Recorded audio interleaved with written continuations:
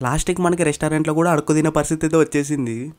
అసలుకి ఈ రోజు మ్యాటర్ ఏందంటే మా బామ్మర్ది గాని బర్త్‌డే ఉందన్నమాట ఈరోజు. వాని బర్త్‌డే ప్రతి సంవత్సరంలా కాకున్నట్ల ఈసారి చాలా డిఫరెంట్‌గా ట్రై చేద్దామని చెప్పేసి ఫిక్స్ అయిపోయాను. లాస్ట్‌కి వాడు సర్ప్రైజ్ అంటే సర్ప్రైజ్ అయిపోయినాడు. ఇంతకీ ఆ సర్ప్రైజ్ ఏందంటే ఇప్పుడు ఎగ్జాక్ట్‌గా టైం వచ్చేసి 11 అవుతుందన్నమాట. ఈ టైంకి అయితే రెస్టారెంట్‌కి అయితే బయలుదేరిపోయినాము వాడు నేను. ఎలానో రెస్టారెంట్‌కి పోయి వచ్చేసరికి ఈజీగా 1 అవర్ పైన అయిపోతుంది టైం. ఆల్మోస్ట్ ఇంటికి వచ్చేసరికి 12 పైన అయిపోతుంది అనమాట. అప్పటికి వాని బర్త్‌డే అయిపోయి ఉంటది. ఎవరైనా బర్త్‌డే రోజు కేక్ కట్ చేపిస్తారు, మనం బర్త్‌డే అయిపోయిన తర్వాత కేక్ కటింగ్ ప్లాన్ వేసినాం అనమాట. అట్లుంటది మనతో. ఇంకా రెస్టారెంట్ లో ఫుల్ గా కుమ్మేసి మెల్లగా ఇంటికి వచ్చేసి ఫ్రిడ్జ్ లో ఉన్న కేక్ మెల్లగా తీసుకొని పోయి మన ముందర అయితే పెట్టేసినాను అనమాట. వాడి దెబ్బకైతే షాక్ అయిపోయినాడు.